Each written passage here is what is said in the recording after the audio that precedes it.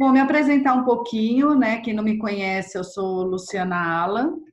Eu venho trabalhando na área de educação e tecnologia há exatamente 25 anos. Eu fiz 25 anos de atuação na área o ano passado, em 2018.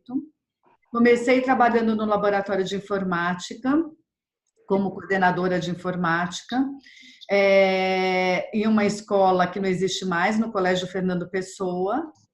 E depois eu trabalhei na Escola da Vila e trabalhei também no Colégio Santo Estevão, que já não existe mais.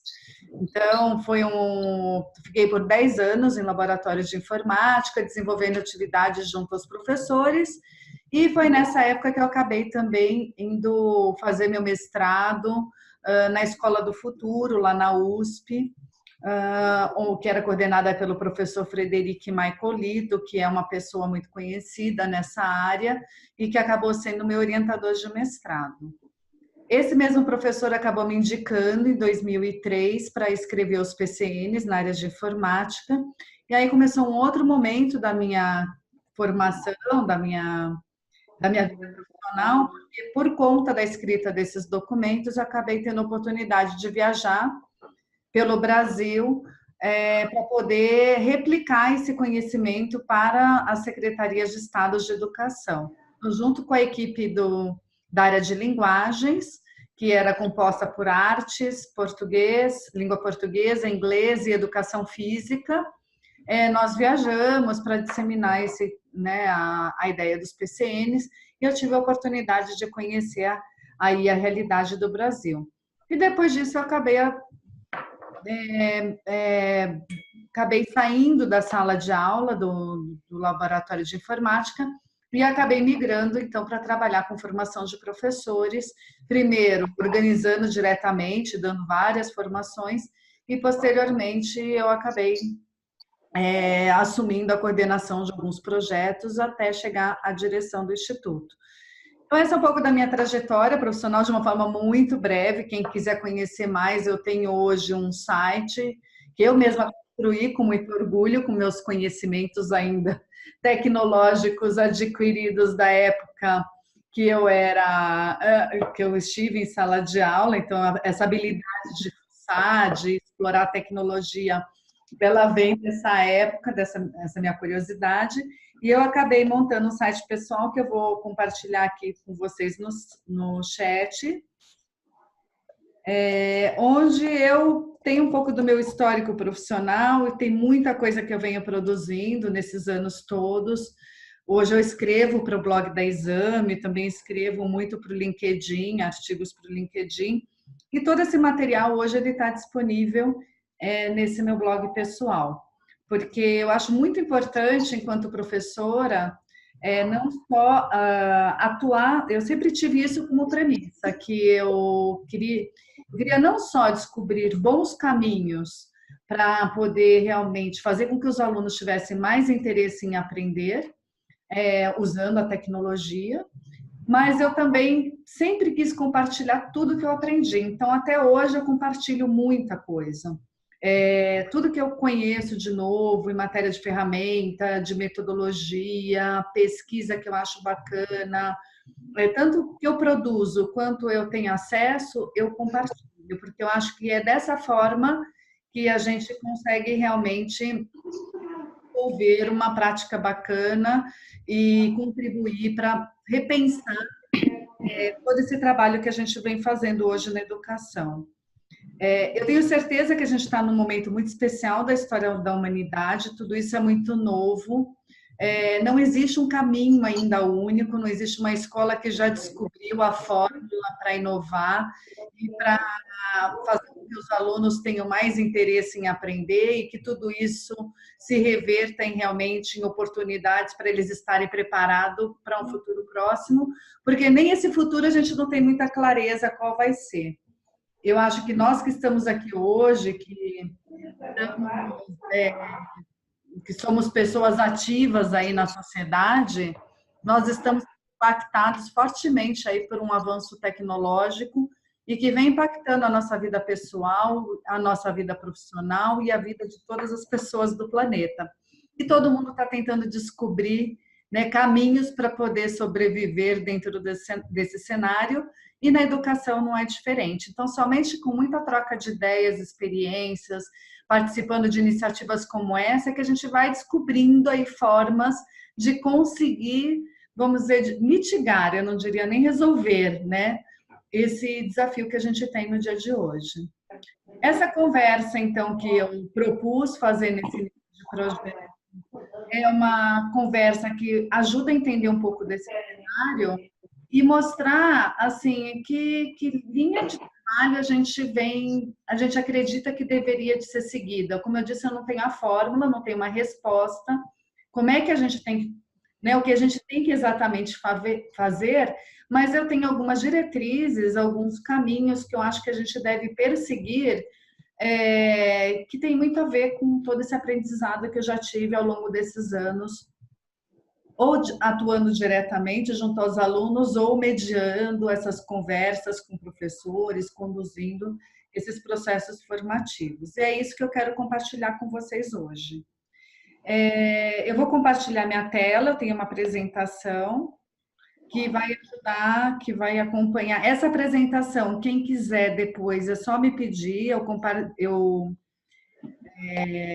eu passo para vocês com o máximo de prazer, tá? Então, como eu disse, eu gosto de compartilhar tudo, tem muita informação legal. Não se preocupem em anotar tudo, que depois eu dou acesso a vocês a ela. Bom, só um minutinho, deixa eu minimizar aqui para facilitar. Bom, então, eu acho que a primeira reflexão que a gente tem que fazer é entender um pouquinho mais o que é esse momento que nós estamos hoje na história da humanidade. Né, que eu falei que é um momento muito especial, as coisas estão acontecendo de uma forma muito rápida, que a gente não consegue nem dimensionar. A gente não consegue nem parar para refletir esse processo que a gente está vivenciando.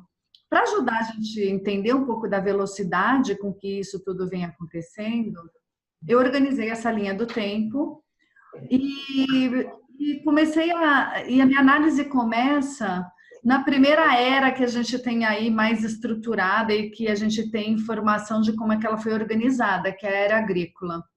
Essa era, pelo histórico que eu busquei, ela durou 8.000 anos. Então, durante 8.000 anos, as pessoas tiveram uma mesma forma de viver.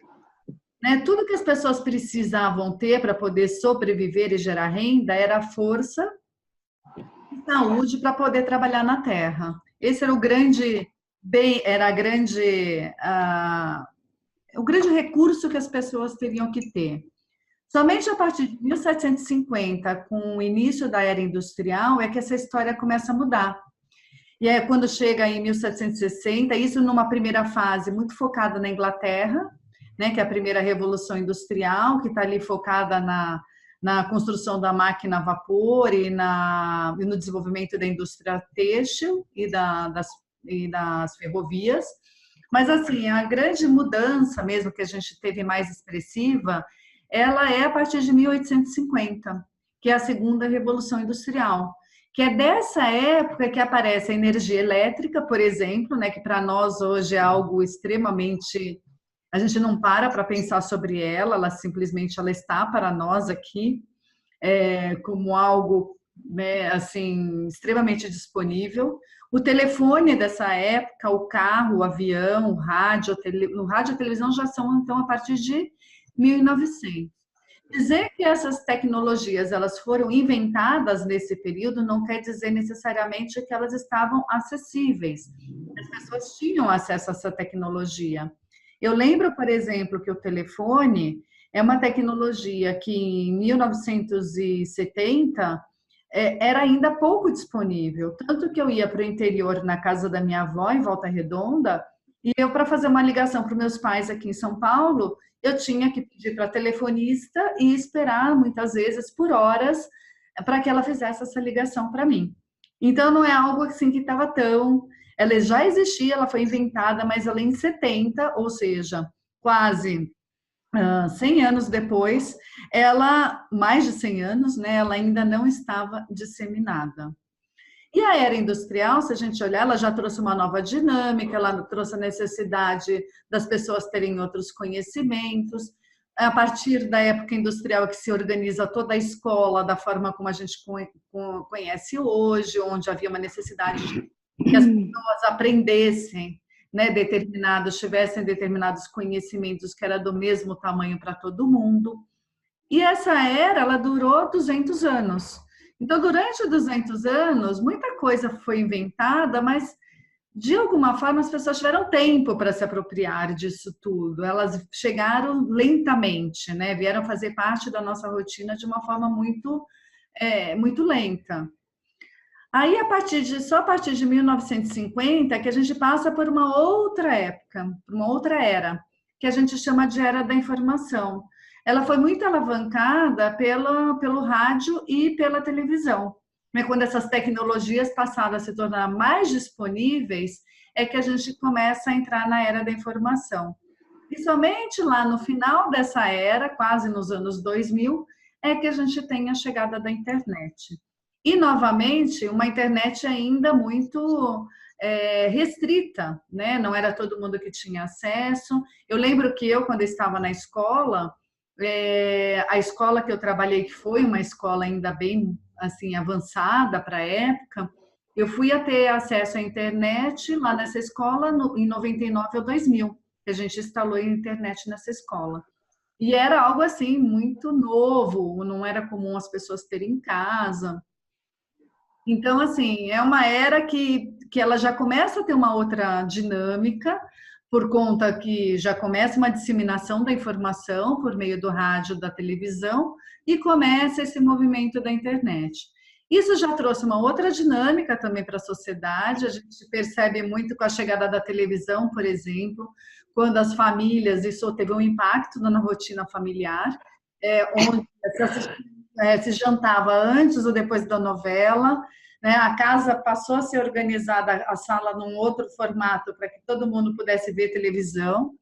Enfim, é uma outra dinâmica que já se institui nesse momento na sociedade, na rotina das pessoas, no diálogo, na reflexão que é feita sobre a sociedade, e já trouxe uma outra dinâmica para nós, mas também de uma forma muito sutil, perto do que a gente vivencia hoje. Somente a partir de 2000, então, que a gente começa realmente, e se a gente for pensar, essa era da informação, ela durou 50 anos, já foi menos do que a era industrial, mas mesmo assim ficou 50 anos. A partir de 2000 é que começa essa loucura ensandecida que a gente vive hoje. A partir de 2000 é que a gente começa a ter mais acesso às ferramentas, né, disponibilizadas pela internet, que num primeiro momento era somente internet estática, onde as pessoas só tinham acesso à informação num site sobre uma escola, um serviço, não haviam ainda ferramentas de colaboração, mas no começo do ano 2000 a gente já começa a ter acesso a alguma delas, como por exemplo o ICQ, né, que ele foi inventado em 96, mas acho que ele teve o seu auge aí em 2000, 2001.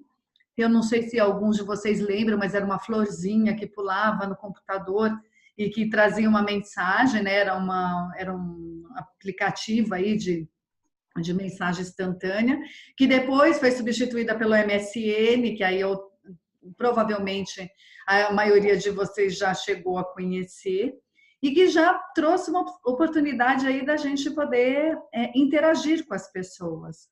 É dessa época também, ou logo em seguida, né, no começo dos anos 2000, que surge o Orkut, que aí foi a primeira rede social, né, que a gente teve e que morreu e muita gente perdeu tudo, porque eles não avisaram, queriam tirar do ar, e que depois acabou sendo substituída pelo Facebook, junto com o Facebook veio o YouTube, Twitter, Instagram, WordPress, enfim, todas essas redes que a gente conhece, que a gente tem acesso hoje.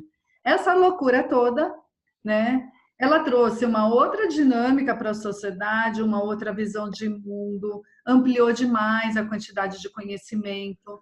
As pessoas não precisavam mais sair dos centros de pesquisa para promover pesquisa, a gente nem para estudar, nem para trabalhar, a gente consegue por meio da internet fazer toda uma interação, uma comunicação e uma construção de conhecimento de uma forma como nunca foi vista. Tanto que dizem que nos últimos anos, a quantidade de informação que foi gerada, né, a partir do ano 2000, é muito maior do que toda a informação que já foi gerada em todo o resto da humanidade desde que foi inventada a escrita. Então, assim, é uma loucura o quanto isso cresceu. A quantidade de informação que a gente tem acesso, isso impacta a nossa vida de uma forma que a gente não para pensar. Ninguém aqui para pensar, mas a loucura que a gente vive, a impressão que a gente tem que o tempo passa muito rápido, tem a ver com a quantidade de informação que a gente tem acesso. O nosso cérebro, ele trabalha o tempo inteiro. A gente vai dormir mexendo na tecnologia, acessando, vendo mensagem no WhatsApp, no Facebook, acessando um site, vendo um vídeo no Netflix, acorda já conectado, vendo as notícias, vendo mensagens, olhando as redes. Ou seja, a gente não para um minuto, a nossa cabeça não descansa. A gente não tem mais aquele ócio produtivo que você tirava férias, ficava na praia, totalmente só olhando o mar, o infinito. Não, a gente está o tempo inteiro ali, mas está com o aparelhinho na mão. Então, isso tudo mudou totalmente, né? A forma como a gente está organizada, a forma como a gente vive, as coisas que vêm sendo criadas. Né? A gente tem hoje uma mudança assim, expressiva na economia, na forma como o mercado está organizado. Enfim, tudo isso é uma loucura que a gente vem vivendo e que não para por aí. Porque a partir de 2015, a gente entra numa outra era ainda, que é a era da inteligência artificial. Ou seja, tudo isso que a gente tem acesso é potencializado agora com o quê? Com as ferramentas de analytics, com os big data, né? Com a grande, que são ferramentas que têm a capacidade de processar uma grande quantidade de informações, com a robótica, com a inteligência artificial, com o cloud computing. Tudo isso traz, então, uma outra dimensão que a gente está só começando e que a gente ainda não tem muita ideia de onde vai dar, mas que está sendo chamada da quinta revolução industrial. Então, tem muita coisa, a gente não consegue ainda dimensionar onde vai parar tudo isso. E a gente não consegue dimensionar onde vai parar tudo isso, porque além disso que a gente já tem uma ideia que pode vir pela frente, pela inteligência artificial, pela robótica, tem coisas que a gente ainda não consegue nem imaginar.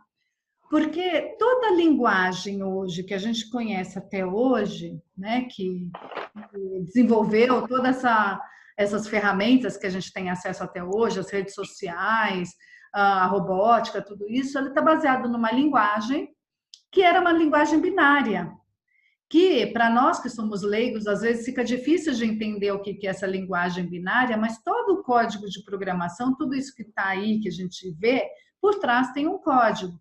E esse código ele foi desenhado a partir de dois comandos, que é o ligado e o desligado, é o 0 e o 1.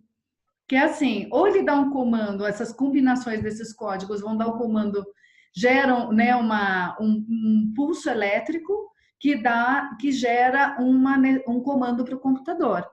E tudo isso era baseado nessa linguagem. Acontece que essa linguagem ela está sendo substituída por uma linguagem que se chama linguagem Q, que é uma linguagem baseada na física quântica. É uma linguagem que ela permite que o 0 e o 1 ocupem o mesmo lugar no espaço. O que quer dizer isso? Que o ligado e o desligado podem acontecer ao mesmo tempo. É o mesmo que você imaginar que a luz pode estar ligada e desligada ao mesmo tempo. É impossível a gente imaginar que a luz pode estar ligada e desligada ao mesmo tempo. Ou ela está ligada, ou ela está desligada. Mas o fato é que essa linguagem, ela trabalha nesse outro formato. O que quer dizer tudo isso? Que ela vai permitir que seja processado muito mais informação do que hoje é processado. Hoje, para processar uma informação, fazer uma pesquisa, vamos imaginar, com a linguagem que a gente tem hoje, numa base de informações, ele rastreia, ele faz uma busca nessa... nesse processo, de uma forma linear. Agora, com a linguagem Q, ele vai vir de cima para baixo, ele já faz uma varredura em tudo de uma vez. Então, é muito mais rápido.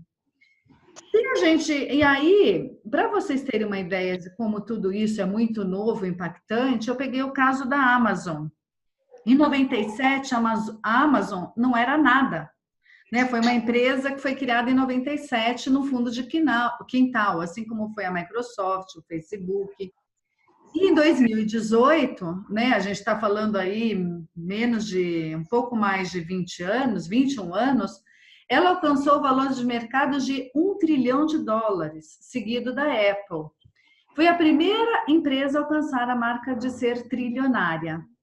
Em 2000, uma ação dessa empresa valia $18. Em 2018, valia $1.642. Ela teve um aumento de 120.000%. Imagina, se a gente fosse, né, soubesse de tudo isso, a gente poderia ter ficado rico, mas infelizmente a gente não sabe, tá? E ela tem uma cultura nessa empresa do customer centric, ou seja, uma cultura centrada no usuário, ou seja, de customizar o processo de venda dela para o seu perfil. Então, como é que ela faz isso? Ela é o maior banco de dados do planeta. Então, tudo que você compra lá, ela mapeia, tudo, ela sabe todo o seu estilo de vida, o que você consome, a forma como você vive, e ela começa a te oferecer produtos que têm a ver com o seu perfil. E cada vez mais isso vai ser comum, né? Mais a gente vai ser acompanhado, mais a gente vai ser menos anônimo, por mais que a gente queira ser anônimo.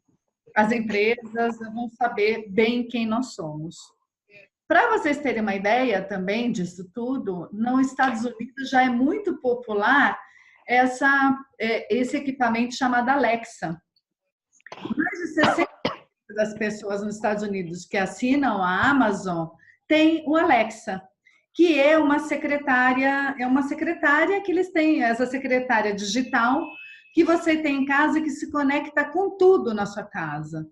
Por meio do Alexa, você acende e apaga a luz, você controla o que você tem na geladeira, você pergunta coisas para ela, você sabe o tempo, enfim.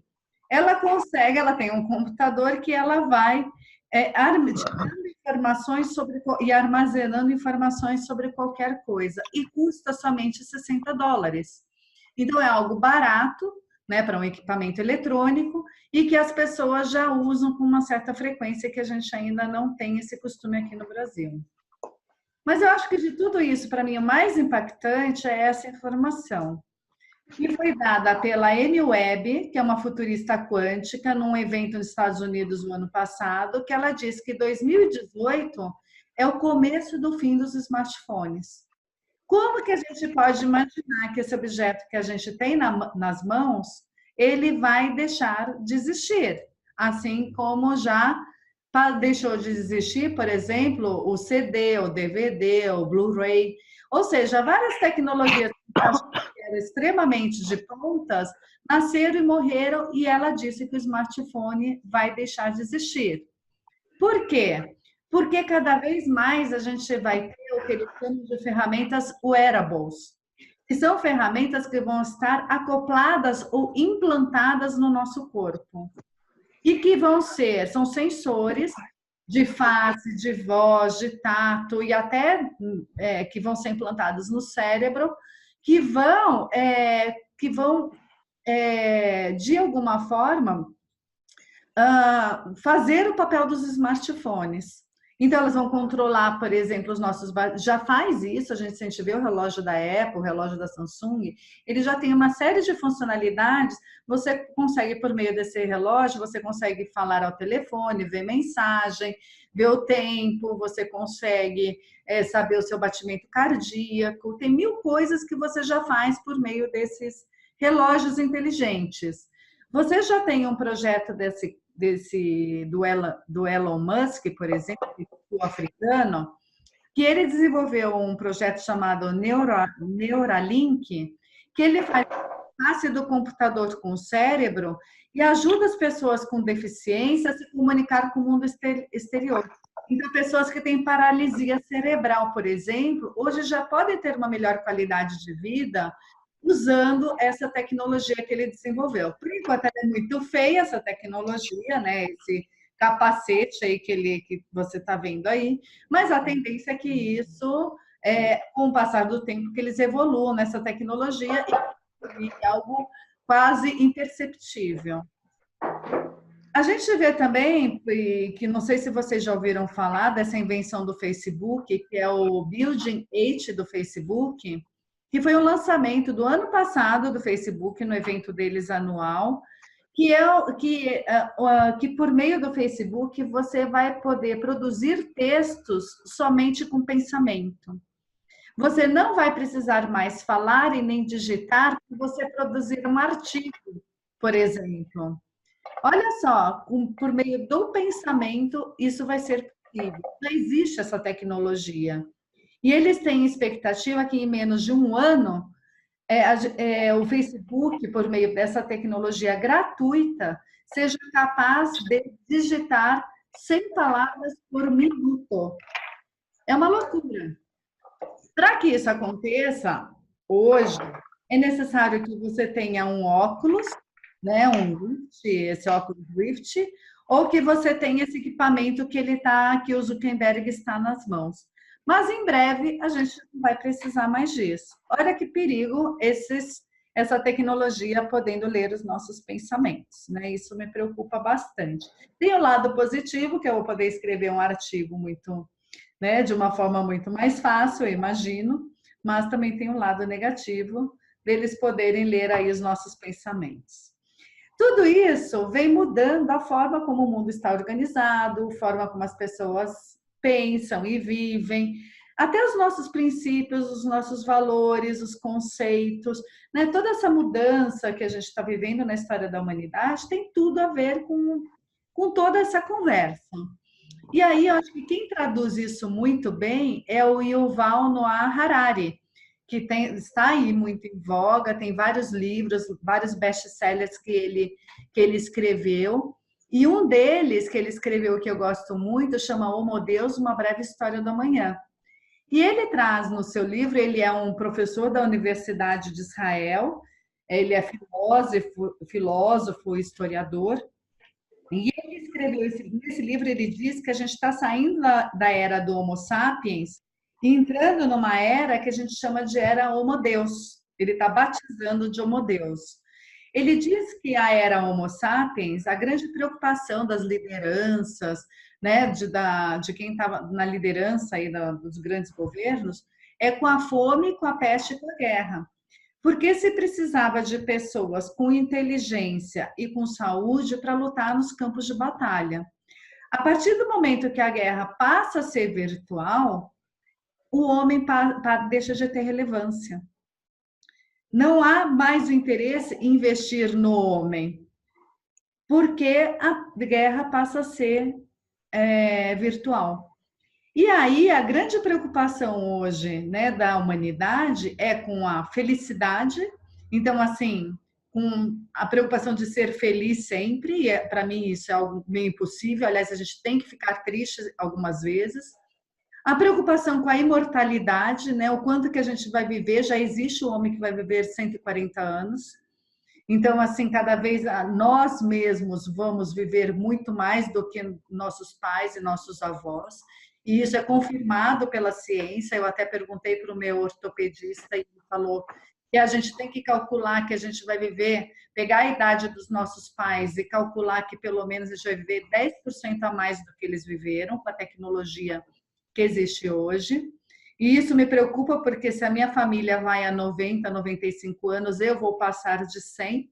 E eu quero saber como é que eu vou passar de 100 com qualidade de vida, com saúde, com inteligência, com autonomia, né, para poder ter uma vida que vale a pena. Né? Isso é uma grande preocupação que eu, em particular, não é brincadeira, é sério. Como é que a gente vai viver se eu com 50 anos já não me sinto, né, com toda a disposição e a saúde, como é que eu vou viver mais 50? Então, isso é uma grande preocupação que eu tenho.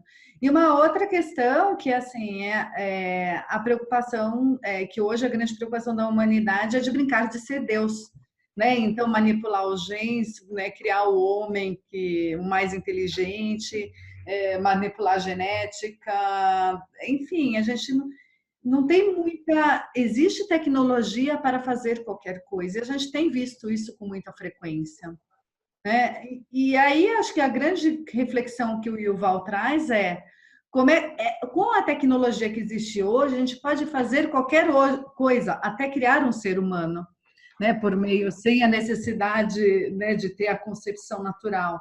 Agora, como é que fica tudo isso, toda essa inteligência artificial, tudo isso sem consciência, né? Como é que a máquina, com toda essa inteligência, inclusive a inteligência artificial, hoje você já tem o Watson da IBM, por exemplo, que ele é capaz de resolver qualquer coisa. Tem na área de direito, por exemplo, ele está sendo totalmente substituído, aqueles processos mais operacionais, eles estão sendo substituídos pela máquina. Porque a máquina hoje ela é capaz de processar muita coisa e dar respostas a muitas coisas que a gente não precisa mais fazer. Call center. Quando você liga num call center hoje, você é atendido por uma máquina, né? E até você só vai realmente ser atendido por um humano se você tem uma questão muito específica. Enquanto isso, você vai sendo atendido por uma máquina. Enfim, para mim, essa introdução que eu estou fazendo para vocês é a gente pensar. Para mim, eu acredito muito nisso que Michel Zappa diz, assim, o futuro da tecnologia, ele é simultaneamente inspirador, mas assustador. Ele é promissor e ele é disruptivo, ele está rompendo processos e barreiras e trazendo novas questões para a gente na nossa rotina que a gente nunca imaginou antes. Né? Assim, disrupção é diferente de inovação. A gente está pensando em inovar na escola ainda. Inovar é a gente fazer alguma coisa que a gente já fazia de uma forma diferente. Ser disruptivo é a gente fazer de uma forma como a gente nunca fez antes. A escola ainda está buscando inovar, né? Tentar trabalhar de uma forma diferente, introduzir uma metodologia, repensar um passo, fazer uma avaliação de uma forma diferente. Agora, dizer que a escola é outra, que ela está organizada num outro formato, que ela tem toda uma outra estrutura, isso a gente ainda nem parou para pensar. Então, é uma loucura tudo isso, né? E aí a gente pensa muito na questão que tudo isso tem a ver com tecnologia, que essa revolução que a gente está vivenciando, ela tem a ver necessariamente com tecnologia, mas nem sempre. E aí eu trouxe esse vídeo para vocês para ver que a inovação hoje ela está relacionada a questões até muito simples, mas que nunca foram pensadas antes. E acho que esse vídeo aqui, ele traz essa ideia e eu vou compartilhar com vocês nesse momento.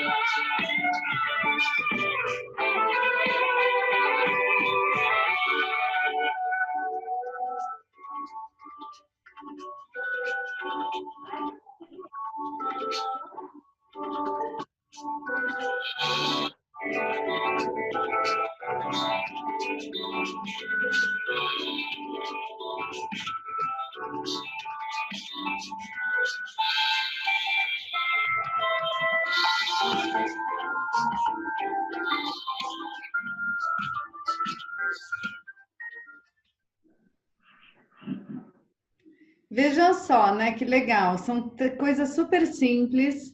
E pensar que em toda a história da humanidade ninguém tinha pensado nessas invenções antes, mas é que hoje as pessoas estão sendo muito mais estimuladas a se reinventar, a repensar os processos instituídos, a buscar soluções para problemas do mundo real, né? Tem uma preocupação extrema com o meio ambiente. Você ter um negócio hoje não quer dizer que você tem estabilidade, então você tem que ser inventivo, você tem que criar outras coisas.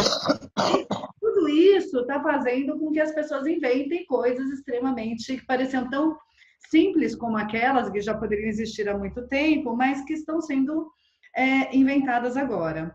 A gente vê isso, né, essa situação, de uma forma muito expressiva em todas as áreas. A gente vê, por exemplo, aí eu trouxe alguns exemplos, né, como o Netflix, o Uber, o Airbnb, o Banco Original, que são, assim, empresas que vieram para tirar da zona de conforto empresas que já estavam há muito tempo instituídas e que tiveram que se reinventar para poder conseguir encontrar o seu lugar ao sol nesse momento. Isso é uma dinâmica que está acontecendo com uma velocidade, ninguém mais tem a tranquilidade de criar um negócio e achar que aquele negócio vai ser para toda a vida. As pessoas têm que estar sempre buscando formas de fazer alguma coisa diferente, se diferenciar, ser criativo, inovador, as pessoas têm que ser resilientes, enfim, é um monte de coisa aí que tem que ser feita para que realmente as pessoas possam conseguir, de alguma forma, estar aí na sociedade e gerar renda. E isso tem a ver, gente, tudo isso que eu venho falando também mostra a importância e a relevância da educação, né? Porque se a gente precisa de pessoas nesse perfil que consigam, num futuro próximo, né, que essas crianças e que esses jovens que estão conosco consigam pensar dessa forma, a gente precisa cada vez mais criar estratégias na escola para que eles consigam pensar dessa forma. Porque pensar dessa forma não é algo que a gente faz do dia para a noite. É um trabalho contínuo que a gente precisa fazer para que a gente consiga estimular esse tipo de reflexão, esse tipo de atitude, né, para que eles possam realmente seguir aí e terem um lugar numa sociedade, numa economia que a gente não sabe qual será. Dizem que nos próximos, que até 2040, muitas das profissões que vão existir ainda não existem, e dizem que as próximas gerações vão mudar de profissão no mínimo 4 vezes ao longo da vida. Então, assim, é uma outra situação que a gente tem que exige um outro conhecimento, outras competências e, por fim, uma outra forma de ensinar. E se a gente não realmente repensar tudo isso que a gente vem fazendo, a gente vai ter um problema seríssimo, porque a gente não vai conseguir posicionar essas pessoas, fazer com que essas pessoas consigam se desenvolver.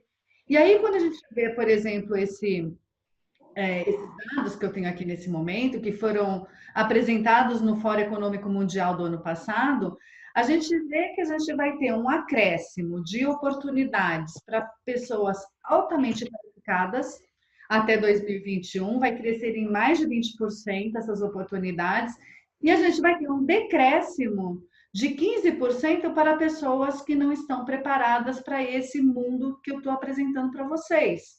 Ou seja, a gente, apesar de ser a sétima economia mundial, nós vamos cada vez mais aumentar essa desigualdade social, porque a gente vai ter menos oportunidades para as pessoas no mercado de trabalho. Então, isso é um problema muito sério. Quando a gente fala que educação é algo relevante e que é prioritário, não é algo que a gente está falando da boca para fora, está relacionado com todo esse contexto que eu estou apresentando para vocês. Além disso, eu acho que é legal a gente também olhar para o mercado de trabalho, que é onde, em um futuro próximo, irão os jovens, os alunos de vocês. Então, assim, O mercado ele é outro também, ele exige outras competências do que as competências que nós precisávamos ter até, sei lá, 20 anos atrás, quando o mercado o grande valor que você tinha era você ser um profissional CLT, você ficar muito tempo numa empresa, você ter uma carreira dentro daquela empresa. Isso era assim que era organizado, ou você ia ser funcionário público, né, e ter uma estabilidade, estar naquilo até se aposentar. Isso não existe mais. Essa estabilidade, ela não é nem uma questão de lei trabalhista.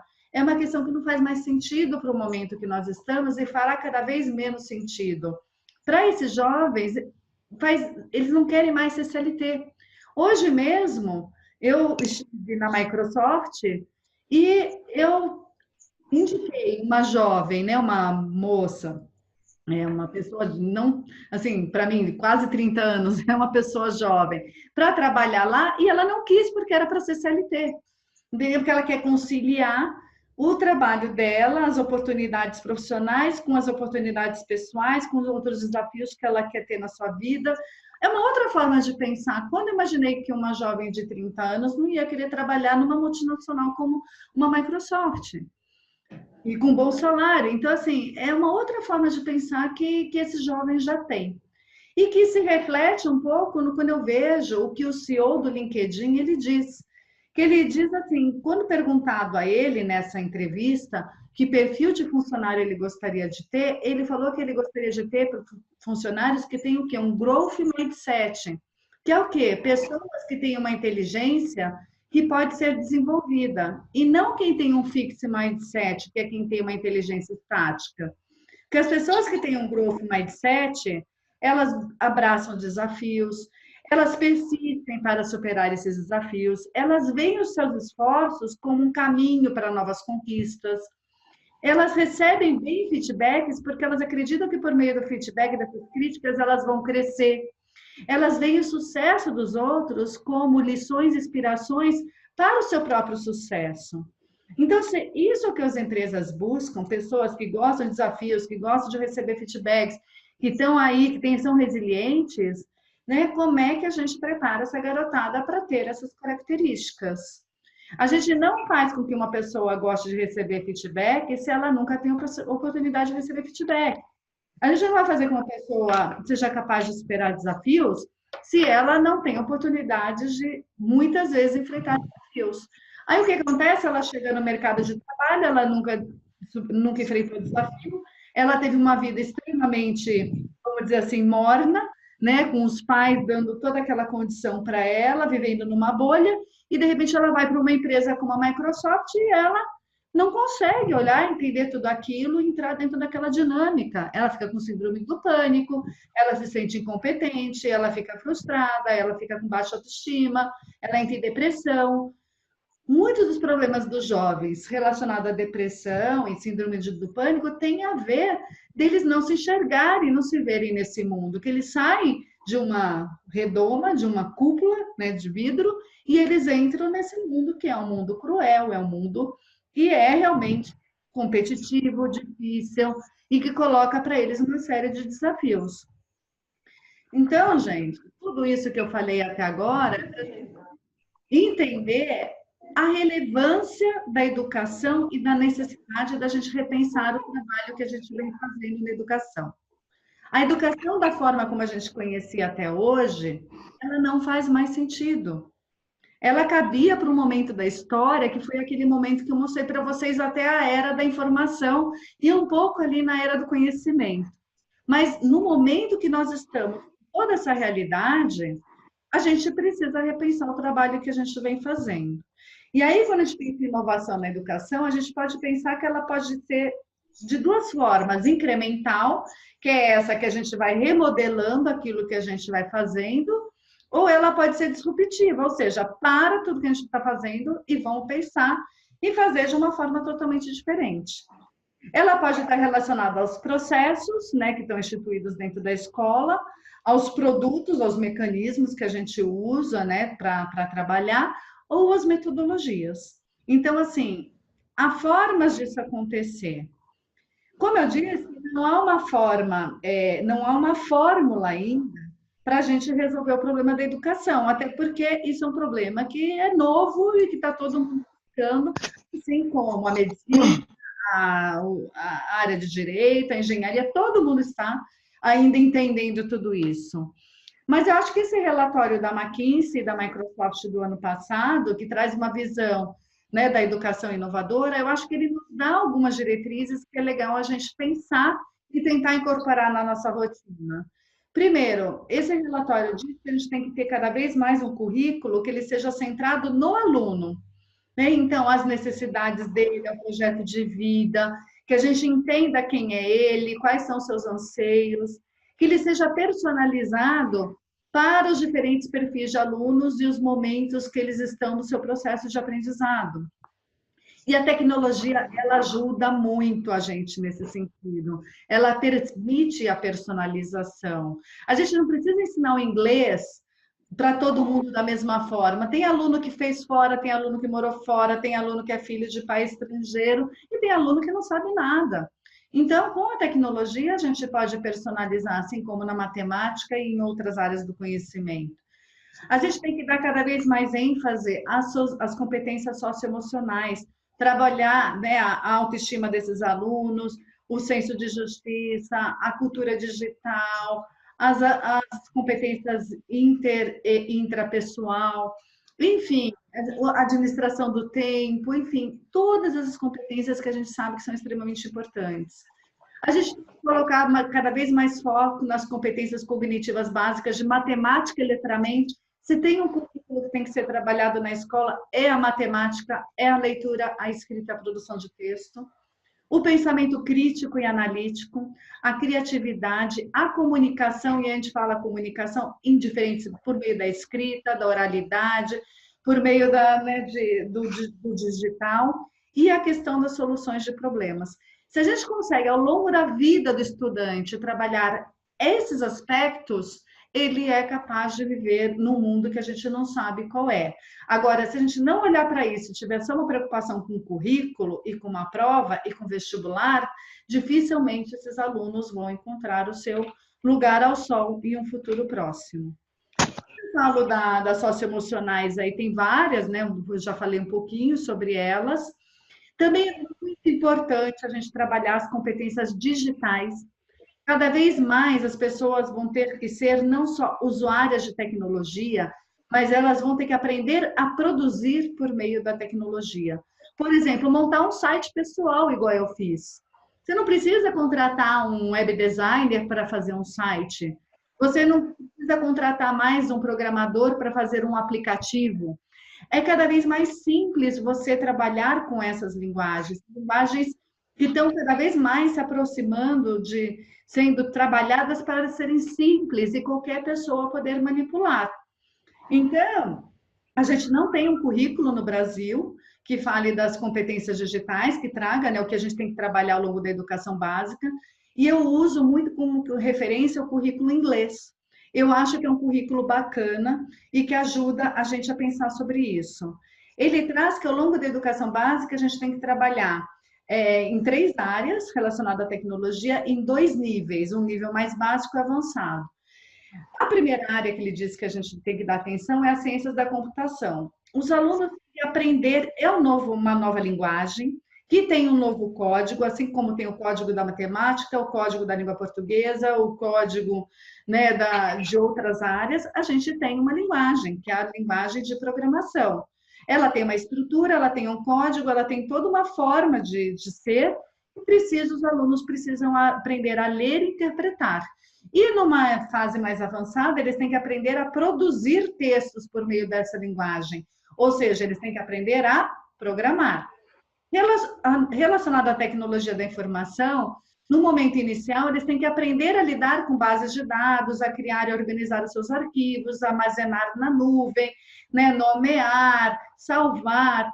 Numa fase mais avançada, eles têm que aprender a trabalhar com as ferramentas de comunicação, como essa que a gente está usando hoje, é riquíssima para trabalhar na escola, uma escola trabalhar com outra escola, e trabalhar metodologia de pesquisa na internet.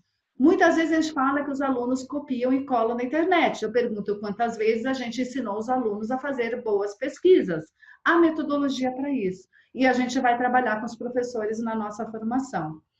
O terceiro aspecto é a alfabetização digital. Então, a gente tem que, no nível inicial, trabalhar a questão da segurança na internet, trabalhar a questão do cyberbullying, né, o respeito às diferentes culturas, e numa fase mais avançada, trabalhar os softwares de produtividade, como o Word, Excel e o PowerPoint, por exemplo. Eu não sei de quem é essa frase, mas uma vez eu escutei, eu gosto muito, né? E que esse autor ele diz: a ideia central da qual nós nunca deveríamos nos esquecer é que nossa missão é encher os estudantes de oportunidades que a maioria deles nunca mais terá na vida. Se eu vou fazer alguma coisa com os meus alunos que ele pode aprender sozinho de uma outra forma, não tem por que eu investir nesse aspecto. A escola tem que trazer essas oportunidades que eles não teriam sozinhos. E aí, gente, isso tudo tem a ver com a formação do professor. Se a gente quer uma nova escola, a gente tem que investir na formação do professor. É um outro professor, que tem outras competências, que não foi preparado para trabalhar nesse formato. O curso de pedagogia até hoje ele não foi pensado para ser assim.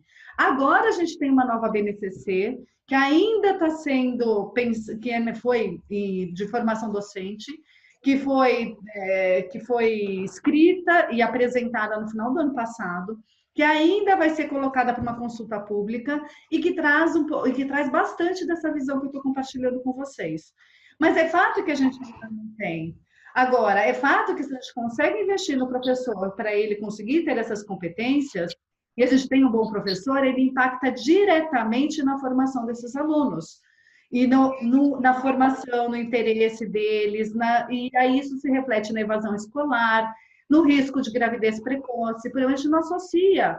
Mas quando você tem um bom professor, o aluno ele vê muito mais sentido naquele processo e ele quer estudar e ele tem um projeto de vida. E ele não vai ter como projeto de vida ter uma gravidez. Então, isso, tem pesquisas que mostram isso, como essa pesquisa que eu estou compartilhando com vocês, que foi feita nos Estados Unidos e que foi apresentada em um congresso agora há pouco tempo no Educação Já. Então, para a gente ter uma ideia do quanto isso é relevante e o quanto é triste a nossa realidade aqui no Brasil. A gente tem que, assim, a grande maioria das pessoas que vão ser professoras ou professores são pessoas que não têm a nota mínima no Enem para poder ingressar numa faculdade. Então, são pessoas que não estão, né, não tiram nenhum curso ou ensino médio adequado, não têm as competências mínimas, que seriam a necessidade de leitura, escrito, matemáticas, para poder estar numa faculdade, e ainda tem uma formação ruim num curso de pedagogia e dificilmente vão conseguir atuar de uma forma adequada quando chegam na educação básica. Eu vou pular alguns slides aqui, mas esse aqui eu acho que é importante, que tem experiências internacionais que já vem mostrando a importância assim, de se investir na formação do professor. Tem países que já, né, reconheceram essa relevância. Eu estudei vários desses programas, alguns aqui na América Latina, como no Chile, Peru e Equador, e a gente tem outras experiências como na Finlândia, Singapura, Coreia do Sul, Canadá e Japão. Todas elas, de alguma forma, elas têm todas as mesmas diretrizes. E eu acho que se a gente conseguir trazer isso para o Brasil, seria muito legal. O primeiro, eles têm uma maior seletividade acadêmica, né? Na Coreia do Sul, na Finlândia, no Canadá, 100% dos candidatos, eles vêm do tercio mais alto, ou seja, são as pessoas que terminaram o ensino médio com a melhor nota. Eles têm padrões de referência para a formação docente, que é a tal da BNCC que nós fizemos agora, que a gente espera que esse governo ajude a levar para frente. Eles têm um exame nacional para todos os professores, para medir os conhecimentos acadêmicos e a prática deles. E eles têm uma promoção baseada em avaliação, eles têm um processo sim, de demissão por baixo desempenho, e eles têm um maior incentivo salarial para aqueles professores que realmente estão correspondendo e entregando um bom trabalho. Então, assim, acho que são exemplos que a gente tem que também influenciar as políticas públicas aqui no Brasil para que a gente consiga avançar nesse sentido. A BNCC dos professores, que ela foi agora, ela terminou de ser escrita agora em dezembro pela Maria Alice Carraturi, foi entregue ao MEC, para a secretária executiva, que era na época, né, para a Cátia Smolli. Ela está aí para ir para uma consulta pública, a gente está esperando isso, mas depois, se vocês quiserem, eu compartilho esse documento com vocês, e ela traz de uma forma bem geral, ele traz que a formação inicial e continuada do professor, ele tem que olhar para três aspectos. O professor ele tem que ter conhecimento profissional, então ele tem que ter conhecimento curricular, né, do conteúdo que ele vai trabalhar, ele tem que conhecer os seus alunos, o contexto, né, que esses alunos estão inseridos, e ele tem que entender de governança, como é que aonde ele está inserido, ou a escola, a rede, né, qual é a política dessa rede que ele está inserido. Ele tem que ter competências, né, conhecimentos relacionados à prática profissional, que é saber fazer um bom planejamento, saber fazer a gestão da aprendizagem e saber fazer a avaliação por competências. E tem um aspecto que eu achei bem legal, que é para mim, assim, que eu não esperava encontrar, mas que eu achei muito legal, que é o engajamento profissional. Então, ele tem que fazer um investimento no seu desenvolvimento pessoal, ele tem que ter um plano de desenvolvimento pessoal seu, ele tem que estudar sempre, ele tem que ter um desenvolvimento dos alunos, ele tem que fazer relacionamento comunitário. Então, acho que é bem legal, e o dia que isso estiver implementado, eu acho que vai ser um grande avanço que a gente vai ter na formação docente. De uma forma geral, né, as competências que o professor precisa ter, que são apresentadas por documentos internacionais, ele diz que o professor de hoje ele tem que saber desenvolver as competências para o século XXI, ele tem que saber implementar metodologias ativas de aprendizagem baseada em projetos, em problemas, design thinking, trabalhar com robótica, gamificação, analisar dados e avaliar resultados. Não adianta a gente ter um sistema super sofisticado se a gente não consegue extrair dados desse sistema para tomar decisões. Ele tem que saber fazer uma autorreflexão humilde para participar de uma comunidade e, de repente, pedir ajuda para pensar em uma estratégia de ensino. Ele tem que saber fazer curadoria de materiais, há muita coisa legal disponível, né, gratuita, que ele tem que saber e utilizar os recursos educacionais abertos. Tem que cada vez mais repensar os tempos e espaços escolares, a educação aprende a qualquer hora, em qualquer lugar, com qualquer pessoa.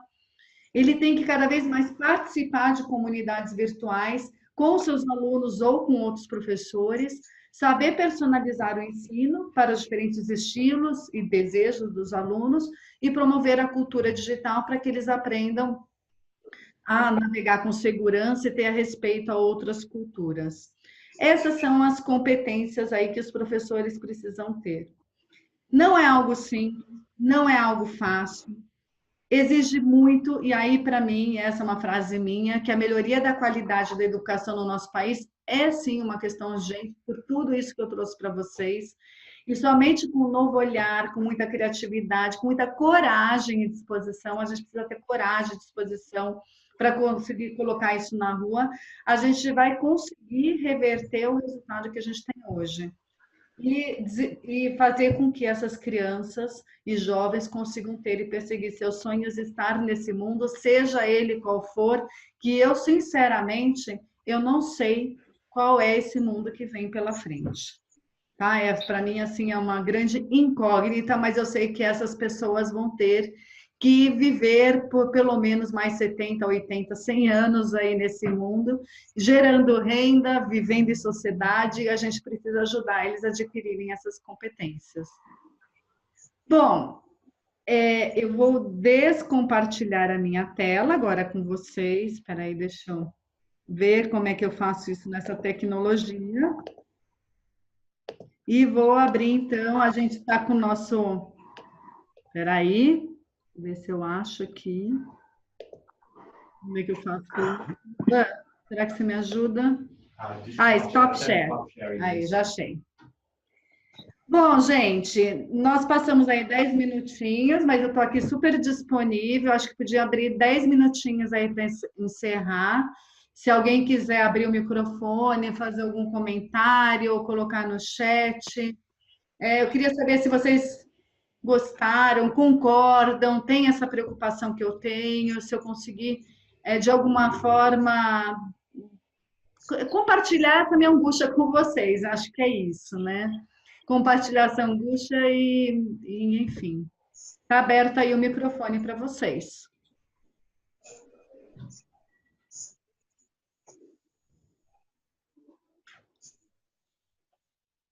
Será que eu assustei muito vocês que ninguém quer falar nada? Suzana, Suzy, Luciana, Denise, Cássia. Oi, professora. Sim, Suzy, diga. Realmente essas novas tecnologias são surpreendentes, né? Eu, por Uhum. exemplo, primeira vez que eu estou participando dessa aula virtual, né? Então a gente está se acostumando aos poucos, né? Mas é tudo de bom, né? Tudo que o aluno vai precisar conhecer no nosso futuro, né? Com certeza, Suzy, você vê que legal que é isso. A gente não precisou sair da nossa casa, de onde vocês estão, pegar o trânsito, ir para um auditório, ir para uma universidade para a gente ter essa conversa.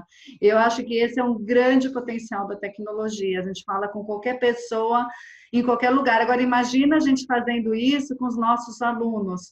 Eles tendo a oportunidade de estar com um especialista, eles tendo a oportunidade de falar com uma outra escola e conhecer a realidade de outros alunos de um outro lugar na sua cidade ou em qualquer lugar do mundo, né? Conhecer uma outra cultura, como as pessoas vivem, o quanto isso pode se tornar uma aprendizagem muito mais significativa para eles.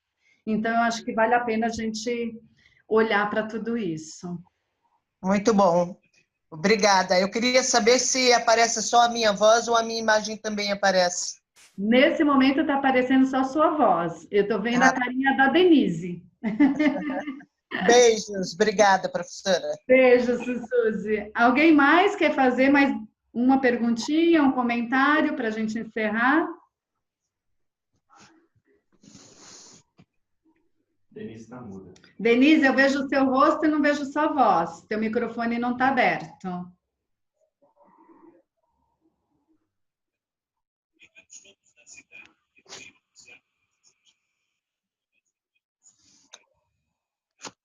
Ah, agora entrou a Maria das Dores, aí com o cachorrinho. Muito bem, Maria das Dores, você está aí folgadamente no seu sofá, né? Muito bem, nada como assistir a aula da onde. A Cássia mandou uma pergunta no chat, deixa eu ver aqui. Luciana, essa disruptura na escola não é algo fácil. Como iniciar esse processo? Bom, eu acho que fazendo isso que a gente está fazendo, né? Participando dessa formação, fazendo essa reflexão. As coordenadoras estão participando do curso de Design Fique com o Sebrae. Então, dentro do papel delas, elas já vão, como lideranças, ajudar a pensar, trazer essa discussão para a escola. Em breve, a gente vai aplicar a avaliação das práticas educacionais inovadoras e conhecer um pouco como é que os professores, vocês e outros professores da escola vêm trabalhando com tecnologia, com novas metodologias.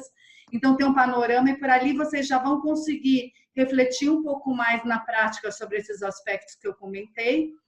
E depois a gente vai ter algumas oficinas muito legais lá na Microsoft, num espaço super inovador, né? Chiquetésimo lá, porque eles são muito chiques, e vão nos receber para fazer umas oficinas bem legais, onde a gente vai mostrar algumas estratégias simples de serem feitas usando tecnologia e já trazendo novas estratégias de ensino, novas metodologias. Então, acho que é uma primeira contribuição que a gente tem a fazer e que, por meio disso, vocês se sintam mais motivados a partir da implementação disso na escola e vendo a reação dos alunos, se sintam motivados a pensar mais e refletir mais e participar mais de movimentos como esse. Eu acho que começa assim, entendendo a relevância, né, e experimentando. Eu acho que é por aí que a gente vai conseguir começar a mexer em tudo isso. Não é muito simples e nem a curto prazo. mas exige envolvimento, dedicação, estudo, tirar o medo de mexer, fuçar, entender que os alunos fazem, podem ajudar muito a gente a mexer em tudo isso. É isso que eu tenho a dizer a vocês nesse momento. Ajudei, Cássia? Mais uma perguntinha para a gente terminar. Luciana, eu gostaria de seus slides. Você passa por e-mail? Sim, eu vou passar eu vou colocar ele, disponibilizar ele em algum lugar online, e vou compartilhar. Ou quem quiser me pedir, mais fácil. Eu vou colocar meu e-mail aqui e vocês podem me pedir que eu passo sem problema nenhum. Amanhã mesmo eu já passo para quem quiser, tá? E convido vocês a fazerem parte das minhas redes, do Facebook, do LinkedIn. Vocês me acham como Luciana Alan. Eu sempre vou publicando bastante coisa sobre esse assunto e acho que é legal para vocês se atualizarem. Bom, a gente já passou bastante do nosso horário. Eu gosto de respeitar horários. Eu peço mais uma vez desculpa pelo problema na semana passada, mas isso não é comum, eu fiquei bem nervosa, mas não teve, né, a tecnologia às vezes dá um tombo na gente. Agradeço muito a participação de todos que estiveram aqui presentes. Por favor, convidem seus colegas que não estiveram para participarem amanhã, porque eu acho importante que todos tenham esse entendimento para poder, então, participar aí bem das próximas etapas da formação. Tá bom? Boa noite a todo mundo, muito obrigada por ter esperado até esse horário. Eu sei que é difícil, mas espero que tenha valido a pena. Tá bom? Boa noite, um grande abraço para todo mundo.